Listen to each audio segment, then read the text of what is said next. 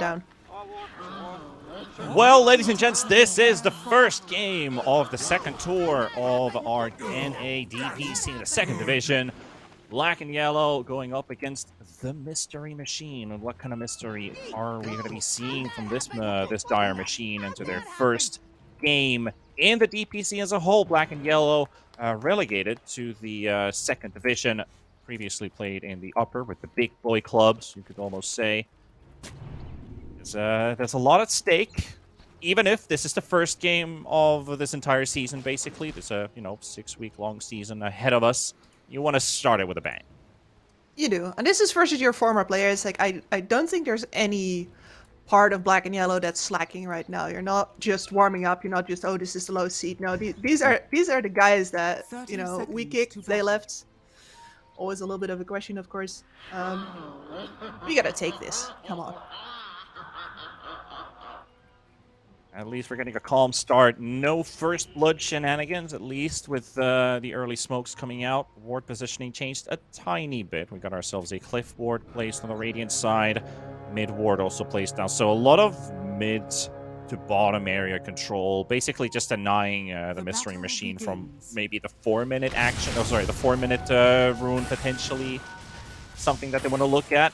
Bit of a brawl here onto the Mars, though. 0 forced out. Couple hits coming out there. First damage has been dealt. No kills yet. Oh, this boar here is so annoying.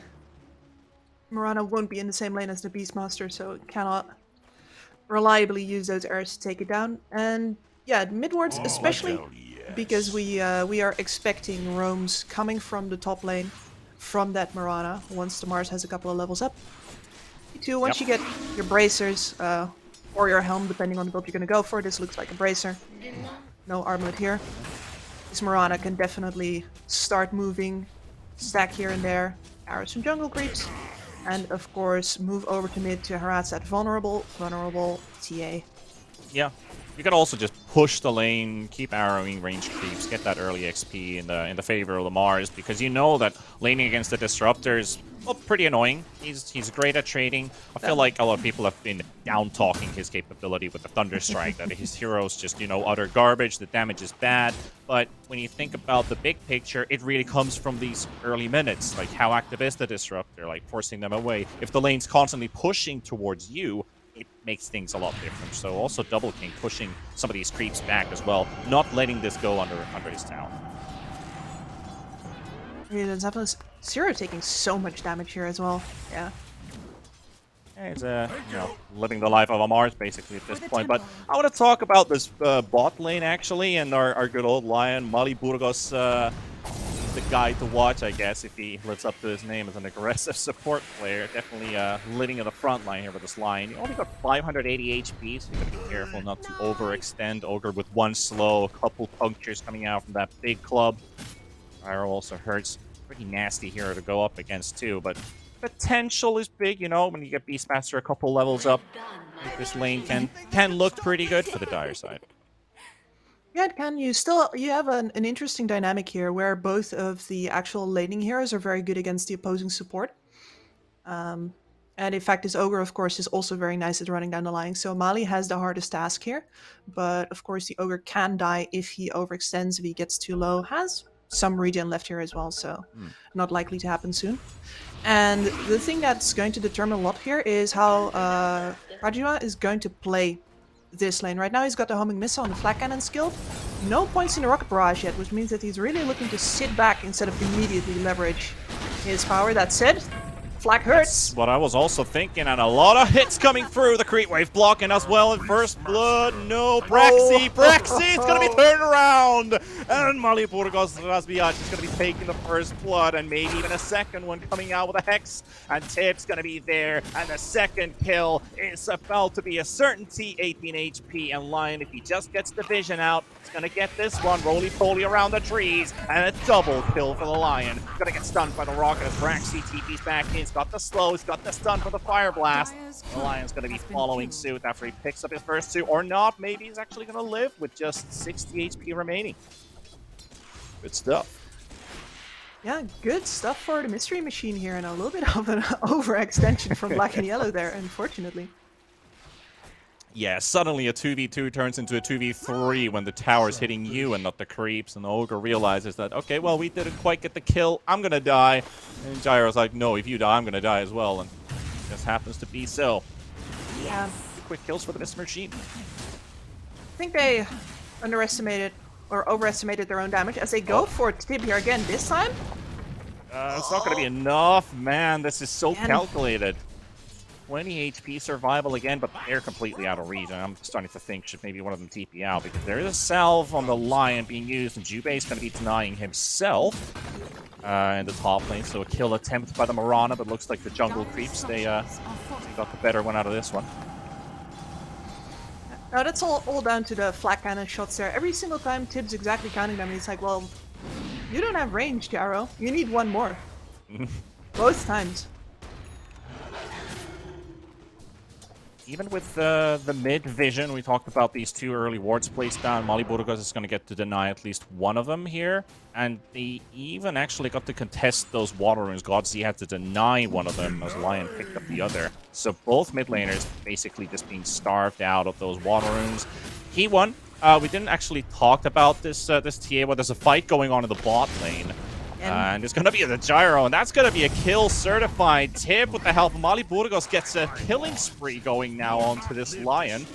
Well, not much that you can really do here, but P1 does get killed in the mid lane. Bit of a dive going on there. As that's what we were... I was kind of getting a tangent on for a second, and I'm going to talk about P1, but two fights breaking loose at the same time. He's got this potential of being a potentially one of the best players in this division, but he might also fall a bit short. He might, yeah, and right now they're really turning up the pain on that. Jubei excellently using that ward that they placed all the way at the start.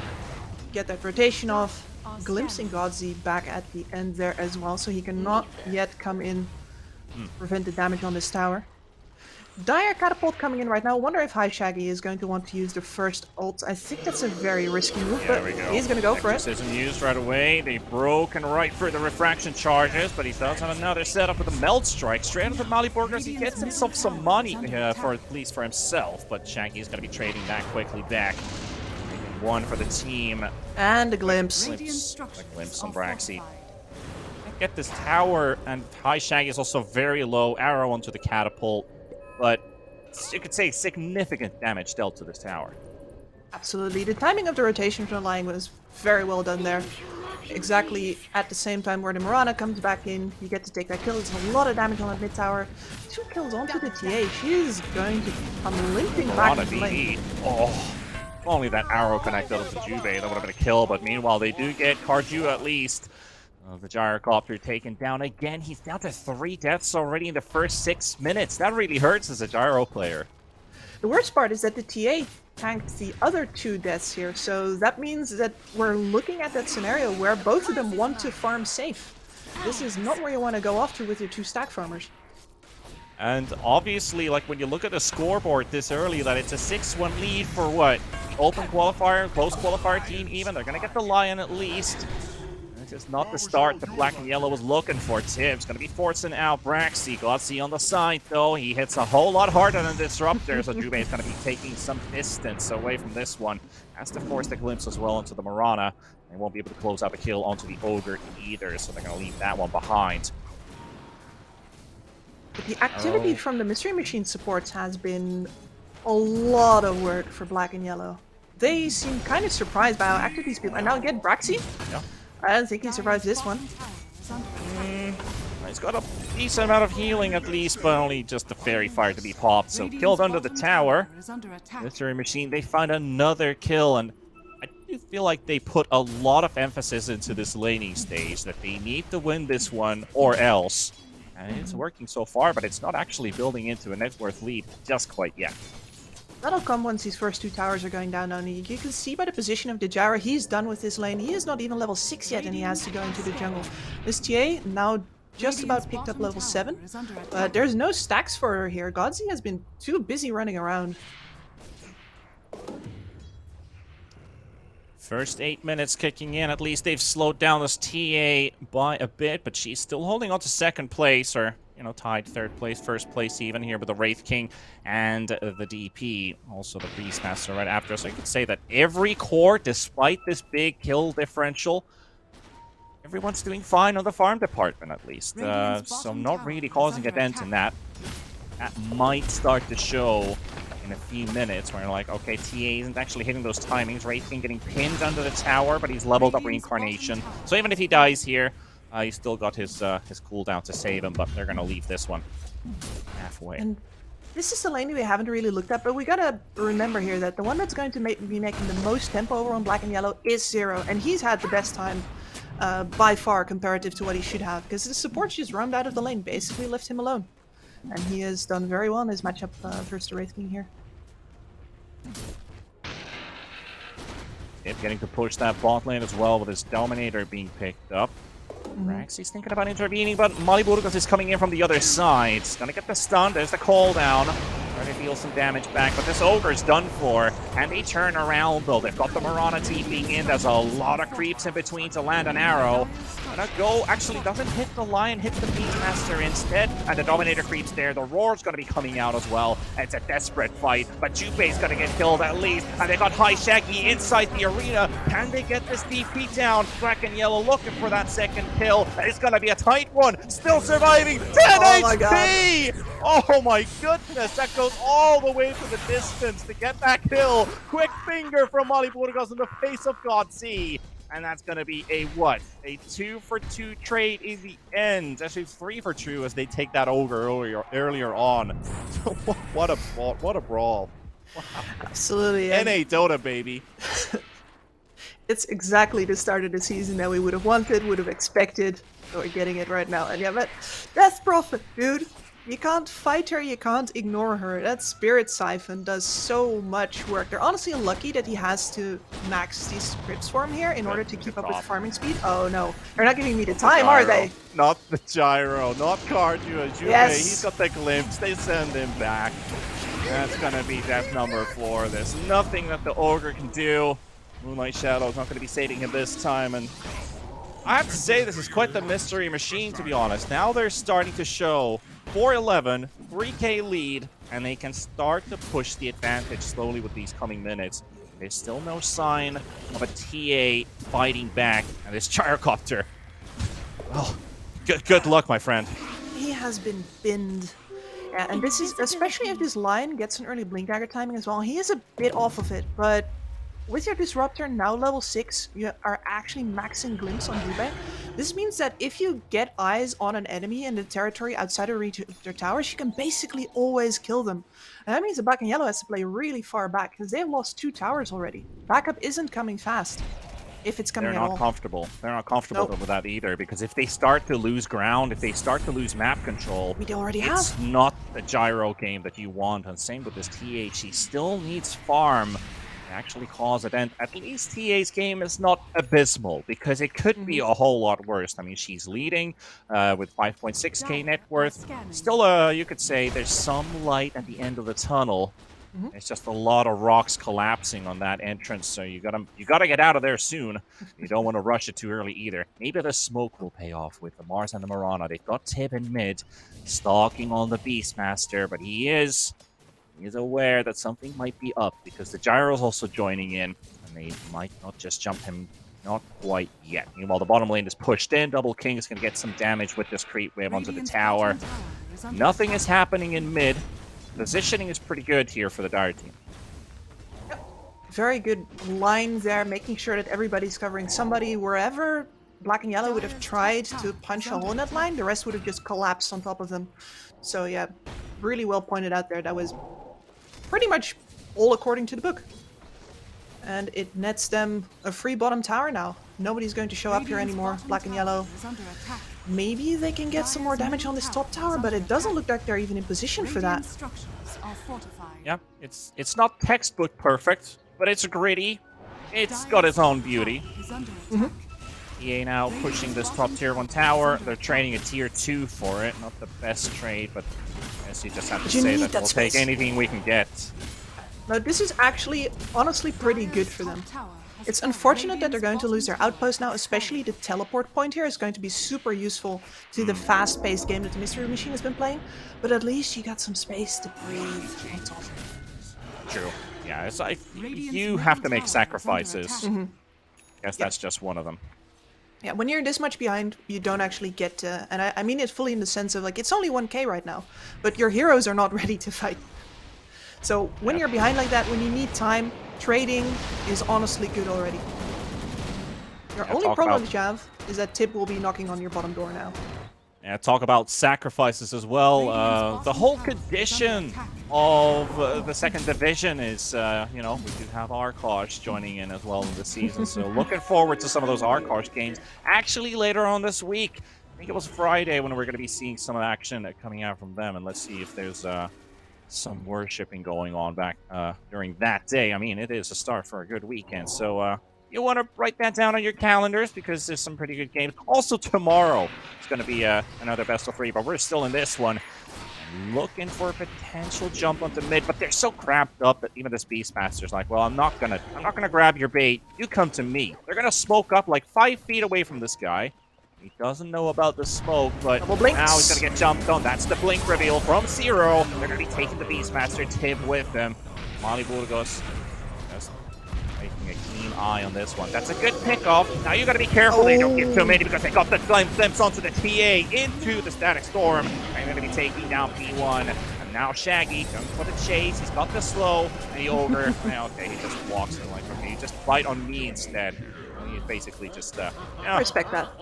Yeah, it's I don't have words for it. I'm just saying, yeah, that's the right thing to do, I guess. Yeah, he buys a clean getaway for the rest of his cores there. It's very unfortunate that they lose the TA there, but they should kind of expect it as well. That mid tower, no way the Mystery Machine is going to give that. That's their ticket to Roche.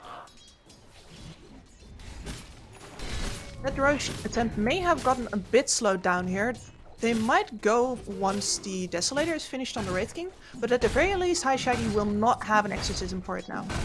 That's also kind of like, if you're waiting for that to get finished, it also brings this TA closer and closer, who's also very capable of taking this Roche.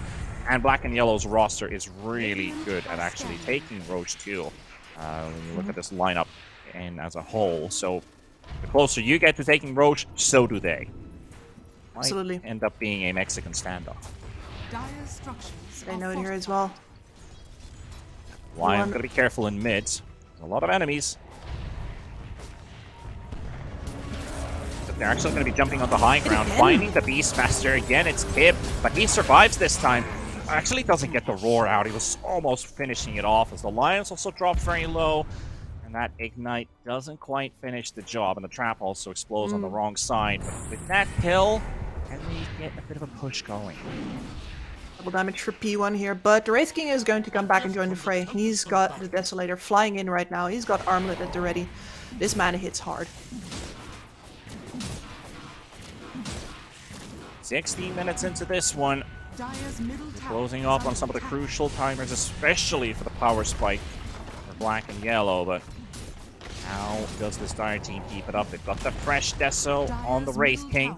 Working towards a Blink Dagger next. That's going to allow him to jump some of these heroes, try to quickly blow him up. Most importantly, also apply the Deso debuff, making it easier for the DP and the Beastmaster to get some kills of their own. And you can see the handover in farm that happened on Black and Yellow here. Now it's a Gyrocopter that gets the triangle. The TA has gotten her item. She's got the Blink Dagger.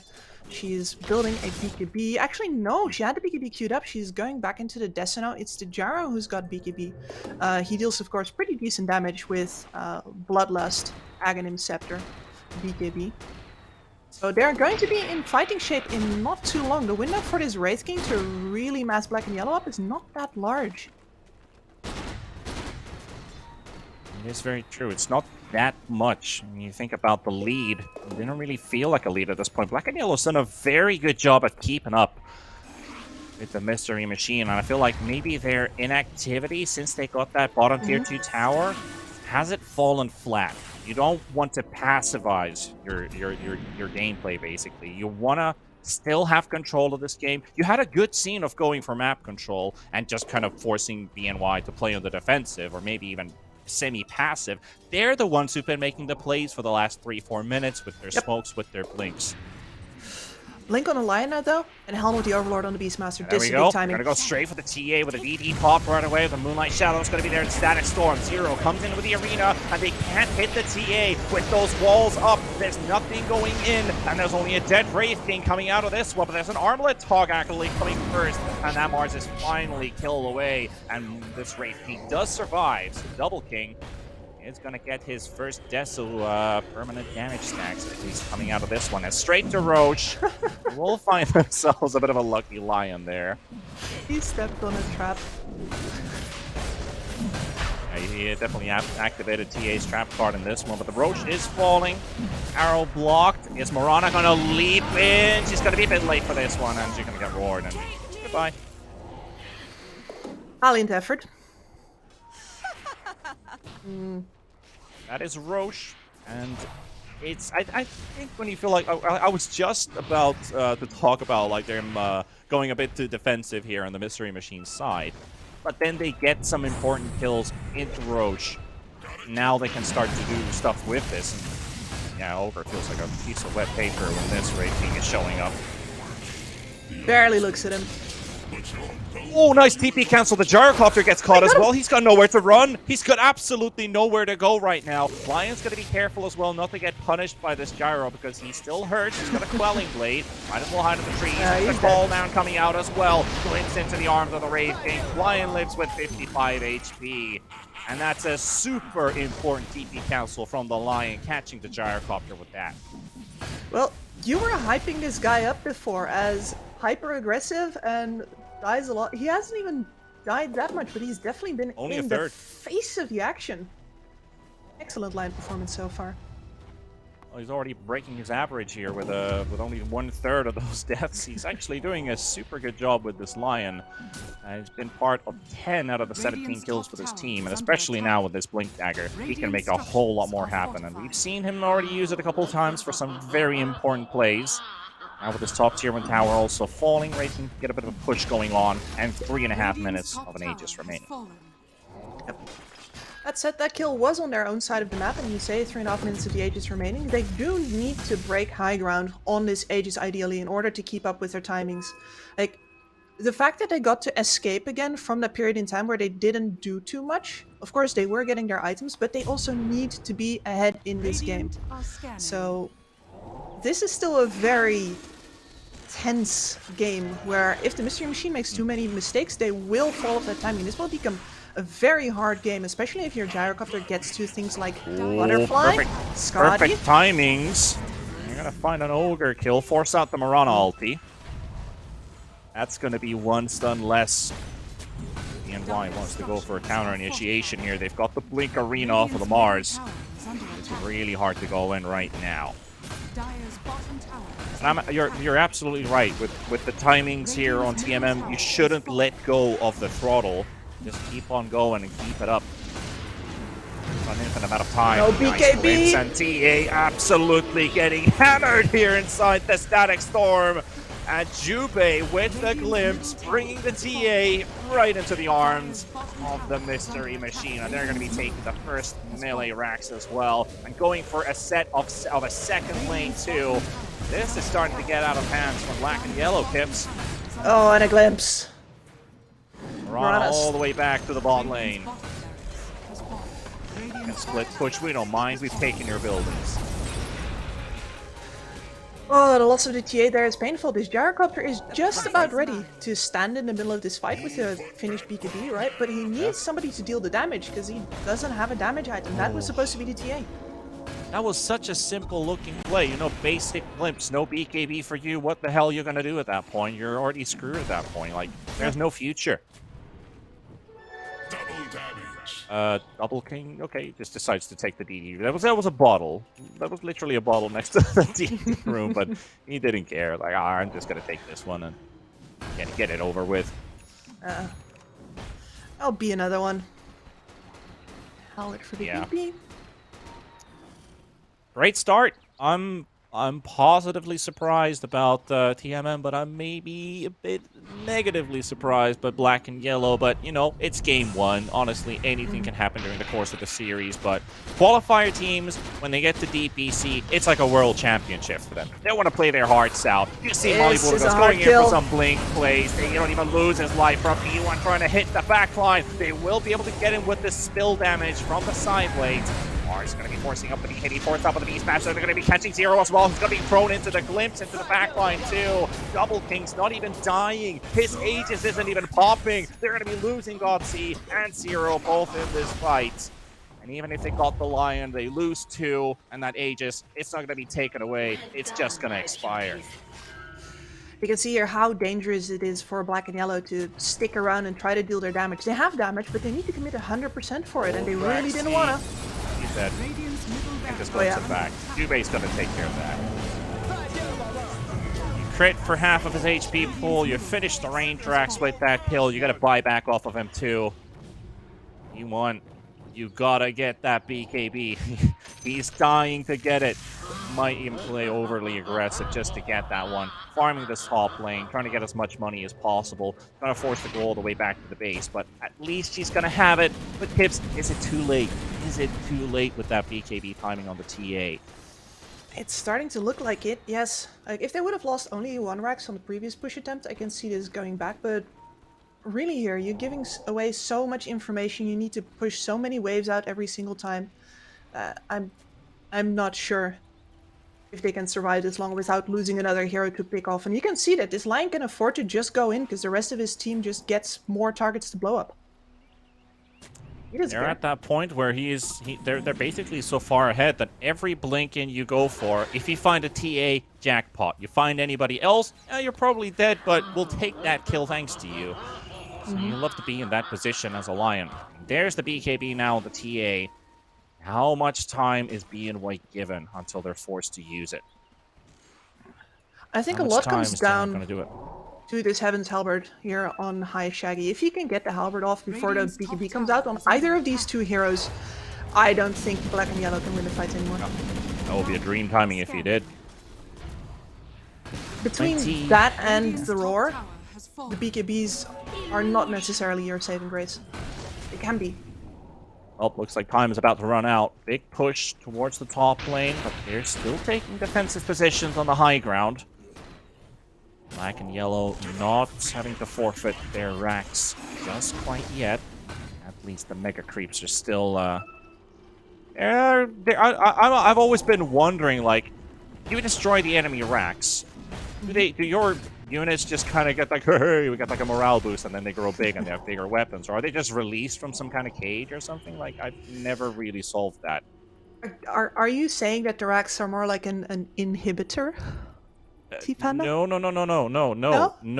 But oh, because I was like, it sure sounded like. Isn't it supposed to be like you destroy the enemy barracks and then your units become basic farmers? And okay, farmers are actually pretty legit these days. So let's not get to that. Let's not get to that. So I get that point taken.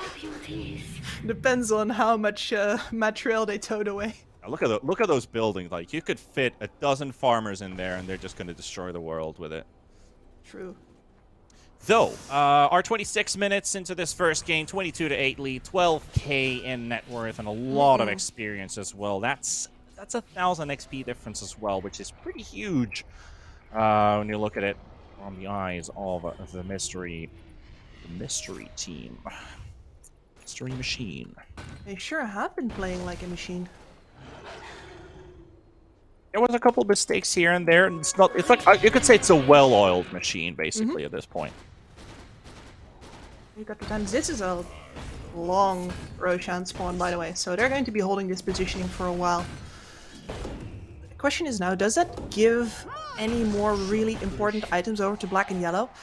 If the Gyrocopter can make it to the Satanic, I'd say yes. Tier 3 neutrals at least. I guess something like a Quickening Charm might maybe play a good role for Black and Yellow. Oh, already saw a Paladin Sword actually dropped, and yeah, it's just there used to be an Ogre there. River as well, not necessarily the best item here for the Mystery Machine, but at least they've got the Quickening Charm for the DP. Mm-hmm. More frequent exorcisms. But that gem over on High Shaggy as well. Really Nice constricting that vision. Oh, nice and the dive 2% bomb. nerf. We'll talk about that. Oddzy trying to make a run for a P1 as well, hiding in the trees. They've got the Obs ward placed down, thinking that there's going to be a bigger fight, but Mirana kill's going to take some time. But it's going to take place anyway. Nowhere to run. One last leap charge to the distance. And that's going to be Jubei coming in with the kill steal. That was mine, all right. You guys are taking too long. Like, you could have had him, but you didn't, so I take it. Yeah. Or maybe there was some talk about a potential grudge match where it's like, oh, this is the new guy in the team. Let me, give me, and I'm gonna take Oh, it. let me at him. Ooh, Arcane Rune here as well. I think they're hoping Roshan spawns right now. They get to take the Roshan with If only they the knew. Exorcism. If only they knew. We are all powerful here. Well, they do actually know, because they have a... They do have a Hawk and a Trap both inside the pit, so both teams are going to be finding out about this Roshan, who is now back home. Dragon and Shard also waiting to be picked up. No action from Black and Yellow. They are actually smoking up. Want to force a fight outside of the base. Timing it into the Roach pit, most likely not going to happen. Lion, he's got all the vision in the world, so he can just blink out the moment the first smoke pops. It's the quick D ward under the cliff, but that's also been spotted. Though, they are coming in with a bit of a piggy train. Zero could look for a good ulti here, but he's already revealed. And there goes Double King. No fear from the Wraith King. And here comes Polyporticus as well. He gets the stun onto the gyrocopter, flips on the high ground, and he's gone. BKB forced out from the Wraith King, but Mirana's got nowhere to go. And P1 is just repositioning. 2 seconds on the blink. Can't go in. We've already lost to Mirana, and she's going to be buying back into the fight. The Mars spotted with the BKB. The arena comes down as well, but they're just fighting and man fighting straight through Zero, and they're going to be taking him as well. And that's going to be the first. The 2 bike backs coming out from the gyrocopter and the Mirana as well. But Double King fighting back P1. Doesn't even care at this point. Godsey is also going to be falling, and that's the first step for the Wraith King. Another beautiful glimpse from Yubei, and that's another one down as they will finish off P1 and the first game as well. GG is called, and it is the qualifier team to take the first map away from our previous Division 1 team.